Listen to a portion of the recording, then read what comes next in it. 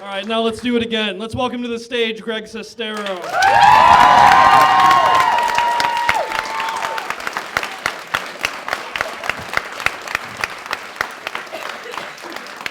What did you guys think of that Tommy Shakespeare video? You know what? Years ago, my mom was going to toss it in the trash, and I stopped her. I was like, you cannot throw that away. So I'm so happy that you guys got to see it, because I've been wanting to show that thing forever. So anyway, I'm going to read a little bit here of chapter 1, what it's like to go to a restaurant with Tommy. It's quite an experience, as you guys can imagine. Okay, so chapter 1 is called Oh, Hi, Mark. No joke. Betty Schaefer, I'd always heard you'd had some talent. Joe Gillis, that was last year. This year I'm trying to earn a living from Sunset Boulevard. Tommy Wiseau has always been an eccentric dresser. But on a late summer night in 2002, he was turning the heads of every model, weirdo, transvestite, and facelift artist in and around Hollywood's Palm restaurant. People couldn't stop looking at him. I couldn't stop looking at him. Even today, a decade later, I still can't unsee Tommy's outfit. Nighttime sunglasses, a dark blazer as loose and baggy as rain gear, sand-colored cargo pants with pockets filled to capacity. Was he smuggling potatoes? A white tank top, clunky Frankenstein combat boots, and 2 belts. Yes, 2 belts. The first belt was at home in its loops. The second draped down and back to cup Tommy's backside, which was, he always claimed, the point.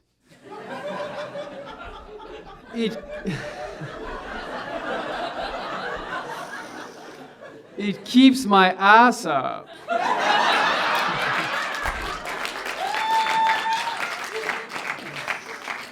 Plus, it feels good. And then there was Tommy himself, short and muscular, his face as lumpy and white as an abandoned draft of a sculpture. His enormous snow shovel jaw, his long, thick, impossibly black hair, seemingly dyed in magic marker ink, and currently sopping wet. Moments before we walked in, Tommy had dumped a bottle of Arrowhead water over his head to keep this poofy stuff from afflicting his considerable curls. He had also refused to let the Palms valet park his silver SL 500 Mercedes-Benz, worried the guy would fart in his seat.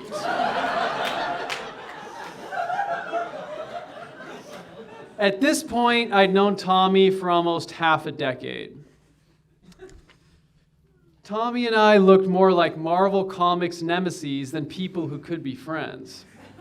I was a tall, sandy blonde Northern California kid. Tommy, meanwhile, appeared to have been grown somewhere dark and moist. I knew exactly where Tommy and I fit in among the Palms mixtures of Hollywood sharks, minnows, and tourists. I was 24 years old, a minnow like Tommy. That meant we had at least 30 minutes to wait for a table. Upon entering the restaurant, I could see various diners consulting their mental Rolodexes, trying to place Tommy. Gene Simmons after 3 months in the Gobi Desert, the Hunchback of Notre Dame following corrective surgery, an escaped Muppet, the drummer from Rat. I don't wait in the line, Tommy said, speaking to me over his shoulder. He marched up to the Palms hostess. I kept my distance, as I always did at times like this, and waited for the inevitable moment in which Tommy spoke, and the person to whom he was speaking tried to make geographical sense of his pronunciation, which sounded like an Eastern European accent that had been hit by a Parisian bus. The hostess asked Tommy if he had a reservation. Oh, yes, he said. We have table reservation.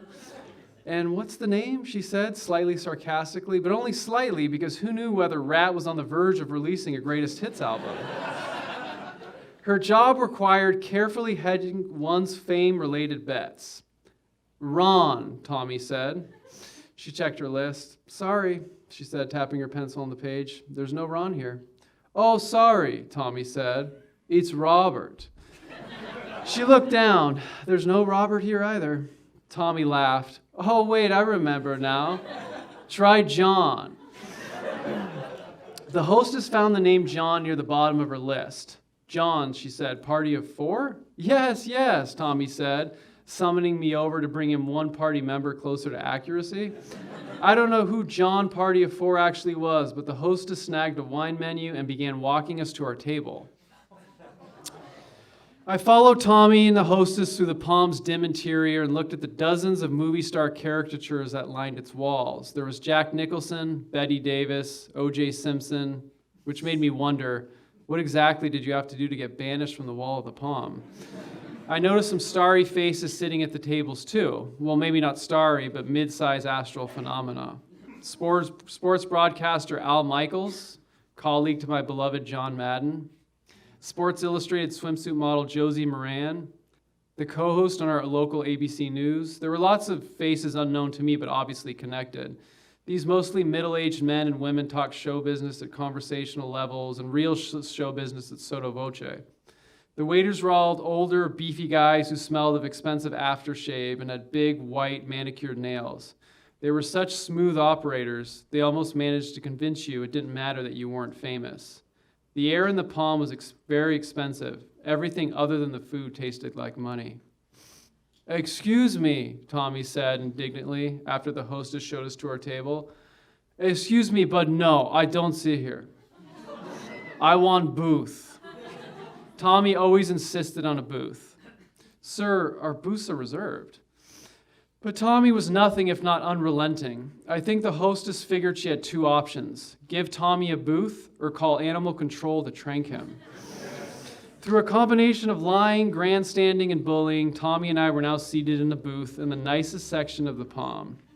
As soon as Tommy sat down, he flagged someone down and said he was starving and ready to order. I don't work here, the person said.